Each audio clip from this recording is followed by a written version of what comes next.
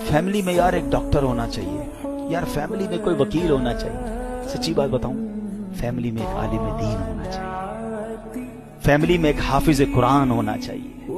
कोई हदीस नहीं बता सकते जिसमें डॉक्टर, पीएचडी और इंजीनियर की फजीलत हो। मैं सुनाता हूं, मेरे आका फरमाते हैं, जो हाफिज हो, हदीस पाक का मजमून है, कुरान याद कर ले, उसके हलाल को हलाल जाने, हराम को हराम जाने, वो अपने खानदान में 10 ऐसे लोगों की शफाअत करेगा जिन पर गुनाहों की वजह से जहन्नम वाजिब हो चुका था।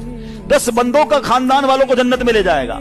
और आलिम, सुभान अल्लाह, अगर आलिम आपके खानदान में हो गया, वारिसुल अंबिया कहा, हदीस पाक का मजमून है, कयामत में जब और लोग जन्नत में जाएंगे, उलमा को रोक लिया जाएगा, रुकिए, शफाअत कीजिए, अपने साथ और लोगों को भी जन्नत में ले जाइए। तो बेटा बाप को तो ले जाएगा ना कि अब्बा चलो, आप मैं आलिम बना, आपकी वजह से बना, चले जन्नत में, माँ चलो जन्नत में, भाई चलो।